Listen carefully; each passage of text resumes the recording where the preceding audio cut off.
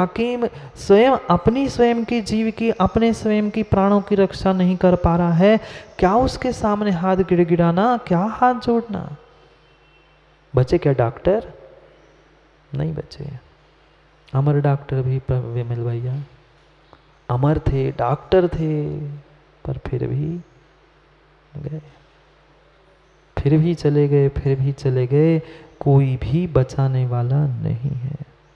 चाहे जो चाहे शस्त्र अस्त्र हाथ में लेकर बैठ जाना, जितने चाहे करोड़ों करोड़ों नौकर भी बनाकर सामने रख लेना, पर उस आयु को आना है, यमराज को आना है, तो उन नौकरों को शस्त्रास्त्र सब को छोड़कर वह तुम्हारे बीच पहुंच जाएगा।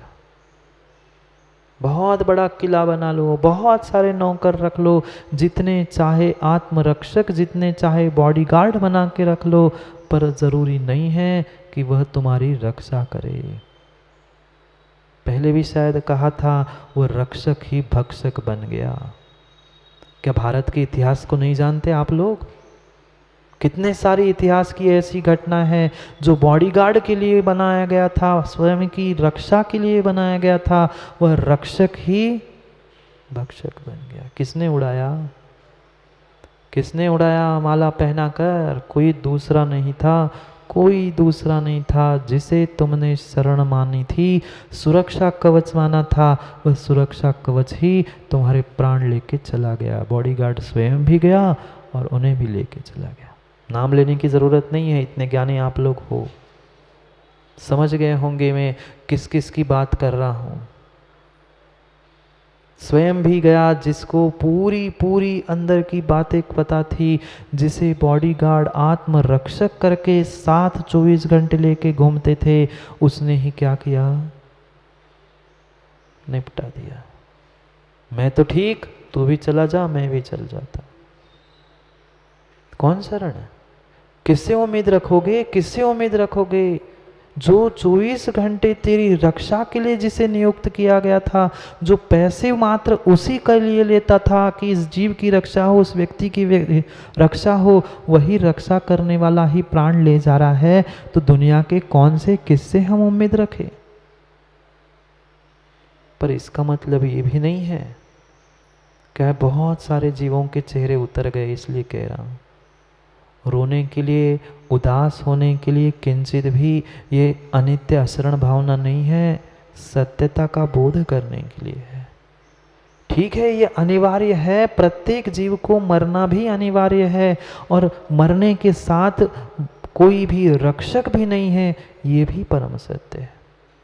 पर इसका मतलब युवाओं कहीं जाकर आत्महत्या करने के भाव मत करना। उसका मतलब ये नहीं है कि मैं जीवन से विमुख हो जाऊं, जीवन को नष्ट कर लूं, नहीं। जब तक व्यक्ति को अपनी स्वयं की जिम्मेदारी, रिस्पॉन्सिबिलिटी समझ में नहीं आएगी, तब तक हमें दूसरे की शरण खोजनी पड़ेगी। अब स्वयं की जिम्मेदारी खोजो, मेरे लिए कोई रक्षक नहीं मेरे अलावा। माना कि कोई बालक था, मात्र 16-18 साल का बालक था, किशोर था, युवा ही होने वाला था, पता चला पिताजी गुजर गए। अब वो बालक क्या करेगा? अब वो बालक क्या करेगा? रोते बैठेगा? घर में माँ बूढ़ी है, 2 छोटे भाई है, 1 बहन है, अब वह युवा क्या करेगा? रोते बैठेगा क्या? 1, 2, 4, 6 दिन फिर भी रो लेगा, फिर अपने आप उसे समझ में आएगा कि भाई पूरे घर की जिम्मेदारी अब मेरी है। मैं ही हताश होकर बैठ जाऊंगा तो इन भाइयों की बहनों की सुरक्षा, उनकी पढ़ाई कौन करेगा? मुझे ही कुछ करना पड़ेगा। मैं अपनी जिम्मेदारी समझकर आगे बढ़ता हूँ। ऐसे ही जीवन की वकील साहब, हमें अपनी जिम्मेदारी समझनी होगी, और वही कला हम सीख रहे हैं। हंसी हंसी में, विनोद विनोद में ही, खेल खेल में ही सत्य का बोध करा रहे हैं। वही विद्या समझनी है कि हम मुस्कुरा के कहे कि हाँ पंडित जी, मेरे लिए कोई शरण नहीं है, इसलिए मैंने दीक्षा ली है। आपके कह रहा हूँ, मैं तो कह ही रहा हूँ, पर आपसे भी कह रहा हूँ, यही विद्या सीखनी है। ऐसे नहीं तनाव में, अब क्या करे, कोई था नहीं सो हम भगे आए, भगने नहीं आए। सत्य का निर्णय करके वह कला सीखनी है, वह विद्या सीखनी है कि मुस्कुराते हुए सत्य का बोध हो जाए। ठीक है, मरना तो है और मरते के पहले भी मेरे कोई रक्षा करने वाला नहीं है। ठीक है, मैंने अपने काम कर लिए, अब मैं फुर्सत हूँ। इस सत्य का बोध करना है, इस सत्य का बोध करना है। और वही कला सिखा रहे हैं आचार्य कुंद कुंद स्वामी 9वें नंबर की गाथा में। चाहे सम्राट हो, महाबल हो, सेनानी हो, कोई भी हो, कोई तेरे लिए शरण नहीं है। नहीं है। पढ़ते हैं पहले श्लोक को, गाथा को, फिर और चर्चा करते हैं क्या कुंद कुंद स्वामी हमें कैसी कला और कैसी विद्या सिखा रहे हैं। पढ़ो, सामने है। सगो हवे हि दुर्गम भिक्षा देवाय पहरणम वज्रम आइरादो गइंदो इंदस्सन विजदे शरणम। इंदस्सन विजदे शरणम। जो इंद्र है, स्वर्गों का देवता है, जिसके लिए बहुत बड़ा स्वर्ग ही दुर्ग है। सग्गो भी हवे दुर्गम, जिसका किला दुर्ग कोई छोटा मोटा नहीं है, पूरा स्वर्ग ही जिसका किला है। वहाँ कोई पंछी भी, कोई शत्रु भी पर नहीं मार सकता। ऐसा बड़ा किला, ऐसा बड़ा दुर्ग होने पर भी भिज्जा देवाय, दूसरे जो नौकर है, कौन नौकर? कोई इंसान, कोई तिर्यंच नहीं, देव ही जिसके नौकर है, स्वर्ग ही जिसका किला है। ऐसा कौन? जब इंद्र के लिए शरण नहीं है तो हम जैसों के लिए किसकी शरण? कहाँ हम व्यर्थ में पड़े हैं कि माता पिता भाई बहन बेटा घर मकान पद प्रतिष्ठा धन कुछ साथ नहीं देगा, पर फिर भी बेचारे जीवों के भीतर कर्तृत्व भाव बैठा है कि नहीं, मैं घर का कर रहा हूँ, घर वाले मेरा काम कर रहे हैं। पंडित जी कोई किसी को नहीं खिलाता, नहीं खिलाता। ऐसे ही पंडित जी आपका ही नाम लेता हूँ, सबका ले लिया, आपका ही लेता दृष्टांत में नाम। पंडित जी पहुँचे गुरु जी के पास। गुरु जी मैं इतने दिन से आपकी सेवा कर रहा हूँ, कुछ अच्छा धर्मोपदेश दे दीजिए। मैं रोज़ सुनता हूँ धर्मोपदेश, पर फिर भी आज कुछ और नया सुनने की इच्छा है, कुछ विशेष आपसे सुनने की इच्छा है। गुरुजी ने कहा कि हाँ पंडित जी, बस इतना सारा आपने समझ लिया है, पढ़ लिया है, सुन लिया है। एक बहुत रहस्य की बात जो आप जानते हो, फिर भी मैं विशेष रूप से कहना चाहता हूँ। गुरुजी ने कहा भाई पंडित जी समझ लो, कोई भी किसी का होता नहीं है इस संसार में। ये पुत्र दारा भाई बंधु बेटा भाई कोई किसी का नहीं होता, इसलिए सब छोड़ दो, अब आ जाओ मेरे संग में। कहते नहीं महाराज जी, नहीं महाराज। गुरुजी कैसे आ जाऊं? अभी मैं नहीं आ सकता। क्यों नहीं आ सकते? मैं अभी घर का बहुत सारा काम करता, मैं जब तक नहीं पहुंचता हूं ना तब तक बेटे की माँ भोजन के लिए रुकती है। कौन? कौन? आपकी ससुर की बेटी, आपके ससुर की बेटी। वो कहते हैं गुरुजी अभी तो वो भी भोजन के लिए रुकती है, भोजन नहीं करती मेरे बिना, मैं कैसे करूं? अभी अभी तो कुछ ही समय हुआ है, शादी हुई है, बच्चे छोटे हैं, उनको छोड़ के कैसे आ जाऊं? गुरुजी कह रहे थे भाई आप भ्रम में हो, ना पत्नी तेरे लिए रुकती है, ना बेटे तेरे से खाना पीना चाहते हैं, ये तू व्यर्थ कर्तव्य में डूबा है। नहीं नहीं, कैसे ऐसे कह रहे हो? मेरे माता पिता तक आज मेरा ध्यान रखते हैं, पूरे माता पिता के सहारे से तो मैं छोटे से बड़ा हुआ हूँ, मैं ऐसे उनको अनाथ कैसे छोड़ दूँ? नहीं, मैं नहीं छोड़ सकता। अभी तक माता पिता मेरे लिए शरण थे, सहारा थे, अब मैं बच्चों के लिए, सबके लिए मैं सहारा हूँ। मैं ही चला जाऊँगा तो घर का क्या होगा? मैं ही तो अकेला सब कुछ करने वाला हूँ, मैं कैसे घर छोड़ूं? गुरुजी ने कहा बेटा तू अभी भी समझ जा, इतने वर्ष हो गए, तू अभी भी समझ नहीं पा रहा है, कोई किसी का नहीं होता, कोई किसी का नहीं होता, किसी के लिए कोई शरण नहीं है, ये संसार अशरण है। जिसे तुमने माता पिता भाई सबको अपना मान के रखा है, वो तेरा साथ नहीं देंगे। कहते नहीं गुरुजी, ऐसा हो ही नहीं सकता। एक दिन में समय पे नहीं पहुंचू भोजन के लिए तो बेटे की माँ भोजन नहीं करती। जब तक मैं नहीं पहुंचता शाम को दुकान से घर, तब तक राह देखती रहती है। क्योंकि ज्ञान और अनुभव, दो बातें समझी थी ना, ज्ञान और अनुभव दोनों भिन्न भिन्न थे।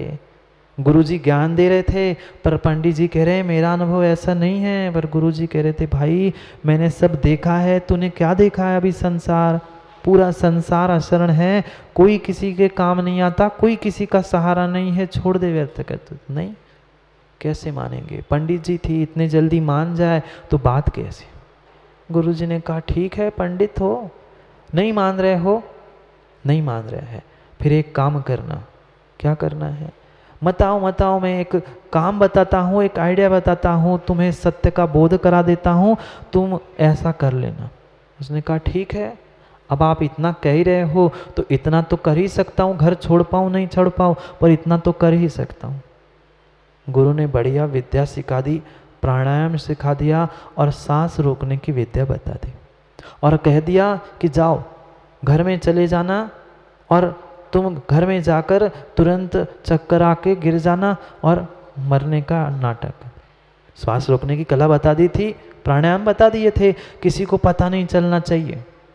कहते कब तक करूँगा, मैं मर जाऊँगा तो क्यों डर रहा है? मैं तो हूँ, मैं पहुँच जाऊँगा, तू पहुँच, मैं तुम्हें सत्यता का बोध कराता हूँ।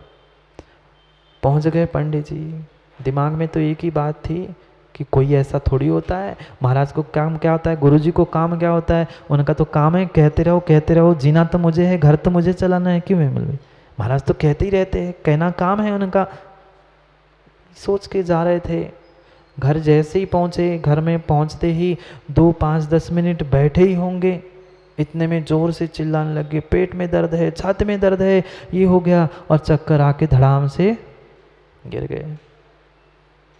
2-5 मिनट में घर के जितने सदस्य थे सब वहाँ पर पहुँचे और जोर जोर से वे बेटे की माँ, तुम्हारी माँ, सब पहुँचे और जोर जोर से रोने लग गए कि क्या हो गया, मेरा इतना अच्छा बेटा था, हमारे पति चले गए, अब मैं क्या करूँ?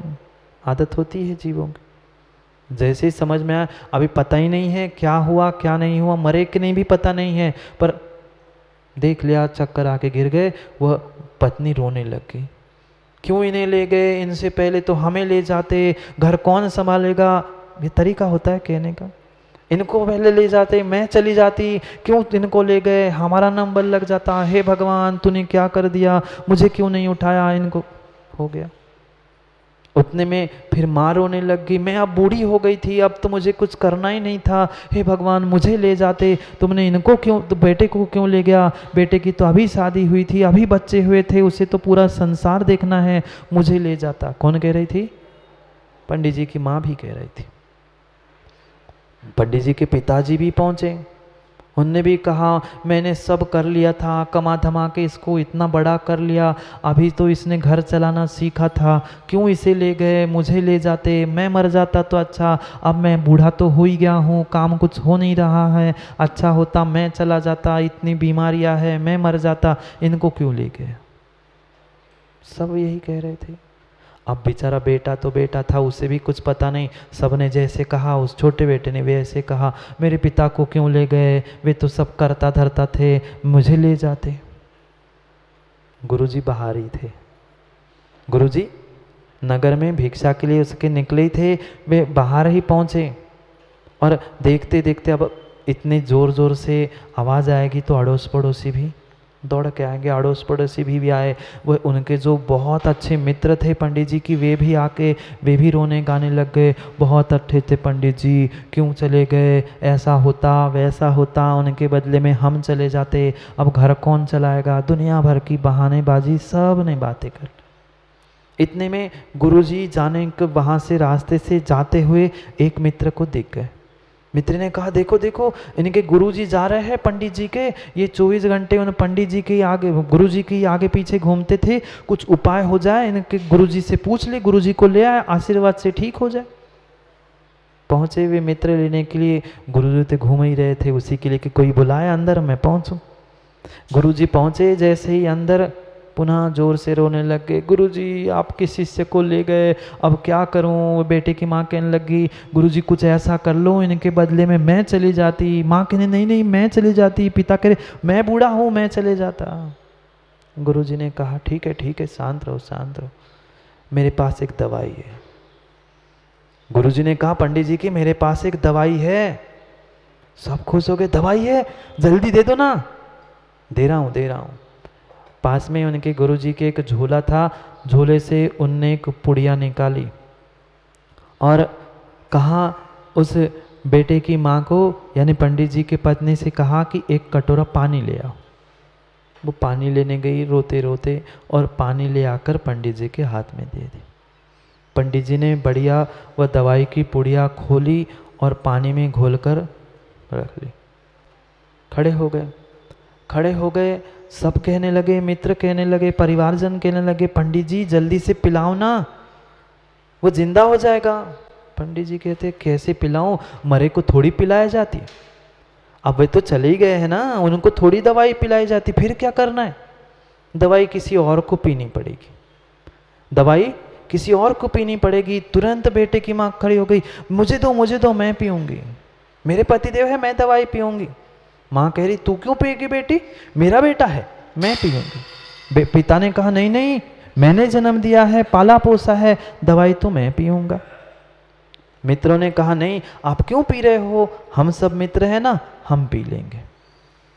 गुरुजी ने धीरे से कहा दवाई तो पी लेना, पर दवाई का एक साइड इफेक्ट है। सब दवाई का साइड इफेक्ट होता है, इसलिए तो कोरोना की दवाई नहीं आ पा रही है। उसने कहा दवाई तो है पर दवाई का साइड इफेक्ट है, सब लोग अच्छे से सुन लो। ने कहा बता दो गुरुजी क्या साइड इफेक्ट है। हाँ ये दवाई तो पी लेना, जैसे ही दवाई आपके जो पिएगा उसके पेट में जाएगी ये तो जिंदा हो जाएगा, पर जो पिएगा वो मर जाएगा। सबके चेहरे इतने से हो गए, जो मैं करके आगे दौड़ रहे थे। अब गुरुजी ने कहा क्यों माँ, आप तो कह रही थी कि मैं पीऊंगी, लो ना ये कटोरा। अब तो कोई छूने के लिए तैयार नहीं, पहले तो लड़ रहे थे मैं कटोरा लूँ।